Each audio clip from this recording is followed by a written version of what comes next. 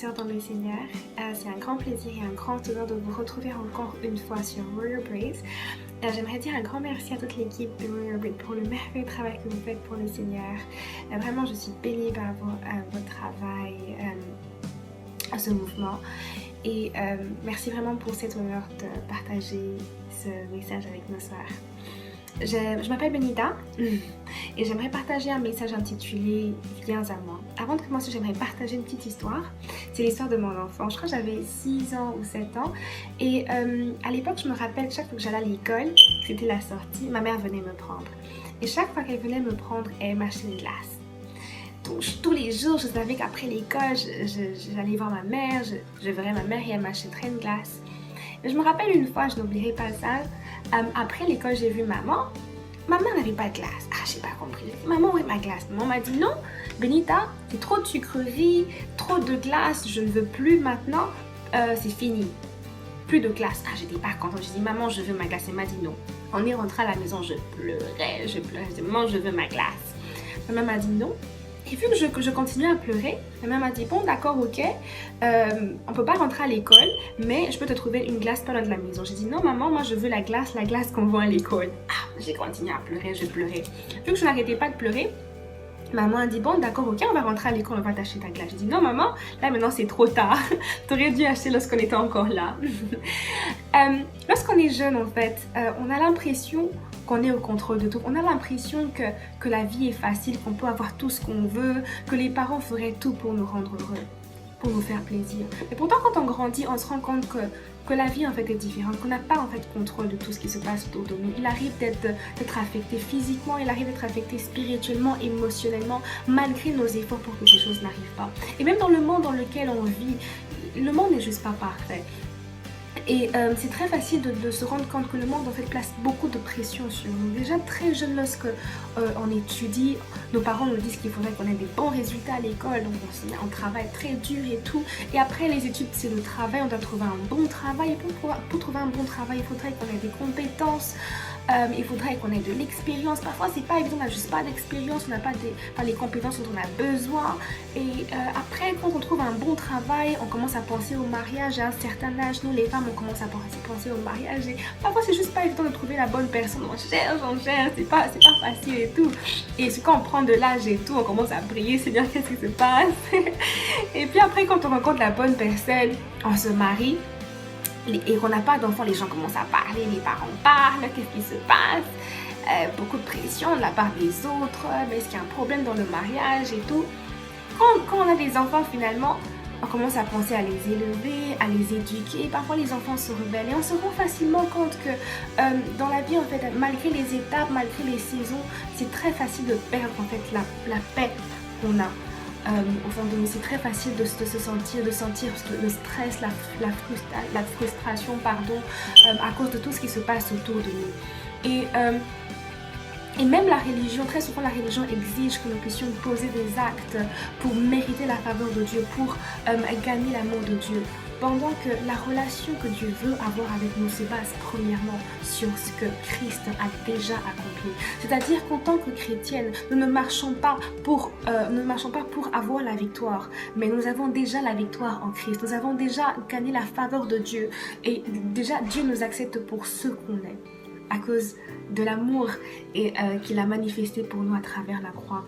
Mais le problème, c'est que très souvent notre foi se base sur nos propres actions. Notre foi se base sur nous-mêmes, sur ce que nous pouvons faire, sur les efforts que nous pouvons fournir, que nous devons fournir, au lieu de placer notre foi en Dieu et le repos que nous pouvons avoir avec Dieu et en Dieu. C'est impossible d'entrer dans le repos de Dieu sans croire en lui et croire en ce qu'il est capable de faire. C'est impossible d'entrer dans le repos de Dieu sans croire en lui. La Bible dit dans 1 Pierre, je vais juste lire rapidement, dans 1 Pierre 5, 7, la Bible dit « Déchargez-vous sur lui de tous vos soucis, car il est celui qui prend soin de vous. » Déchargez-vous de tous vos soucis, car il prend soin de vous. Donc déjà, lorsqu'on croit que le Seigneur est capable de changer les choses, lorsque nos yeux ne sont plus fixés que sur nous-mêmes, sur ce que nous pouvons faire, sur les problèmes qui se tiennent devant nous, mais lorsqu'on fixe nos yeux sur le Seigneur et on a foi en lui, En lui, on trouve le repos dont on a besoin. La Bible dit dans Matthieu 11, du verset 28 à 29, « Venez à moi, vous tous qui êtes accablés sous le poids d'un lourd fardeau, et je vous donnerai du repos. Prenez mon joug sur vous et mettez-vous à mon école. » En d'autres termes, apprenez de moi, car je suis doux et humble de cœur, et vous trouverez le repos pour vous-même.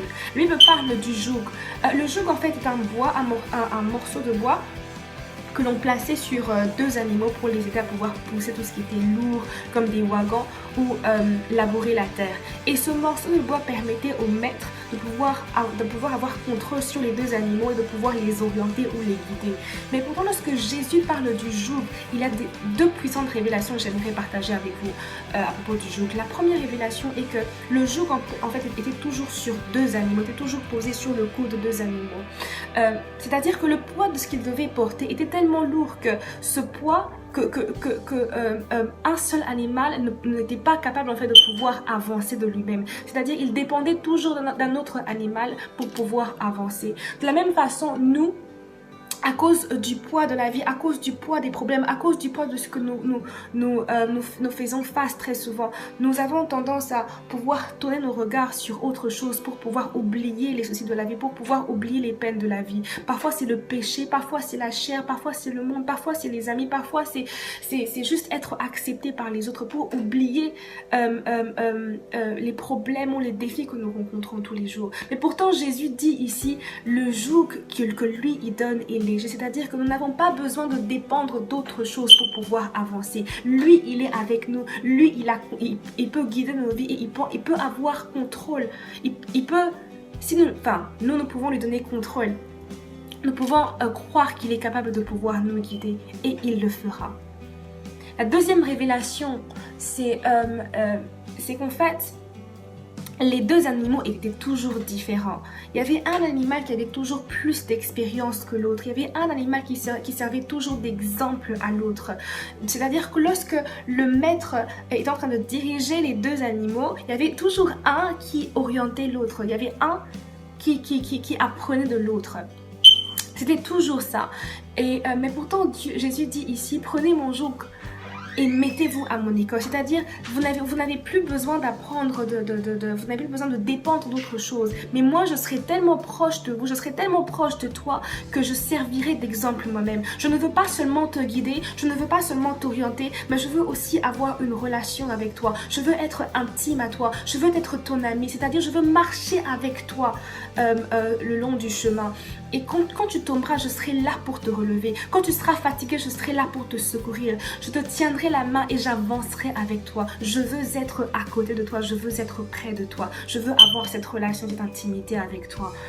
Tu n'es pas seul. Tu ne marches pas seul. Je suis avec toi et je te donnerai la paix que tu recherches, la paix que ce monde ne peut pas donner. Et en fait, lorsque Jésus parle, la Bible dit dans le même verset, la Bible dit Jésus qui parlait, je suis doux et humble de cœur. Et en fait, Jésus comparait son joug aux pharisiens et à la loi qu'ils imposaient, mais pourtant, même, ils n'étaient même pas des exemples.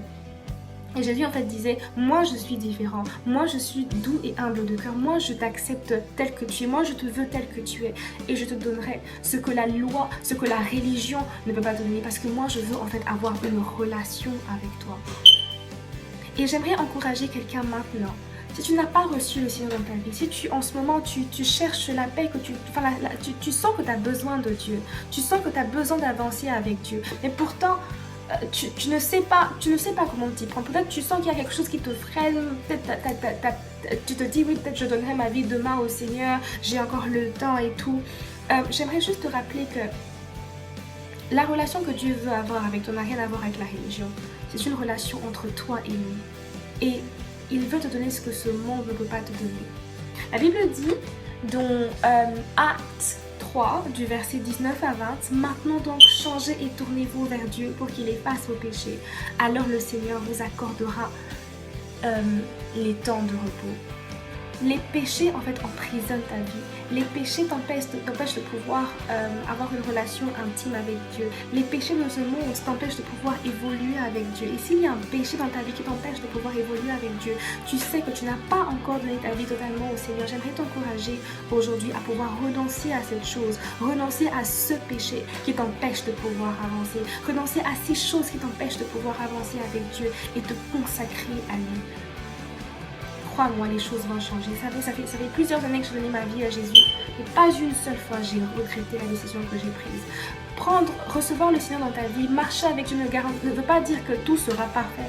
Ne veut pas dire que tu ne rencontreras pas des problèmes, mais Dieu sera toujours avec toi. Dieu ne t'abandonnera jamais. Dieu te donnera la paix que ce monde ne peut pas te donner. Dieu te donnera le repos et la joie que ce monde ne peut pas donner. J'espère que ce message t'a encouragé et vraiment que Dieu vous bénisse, que Dieu continue à vous bénir. Au nom de Jésus.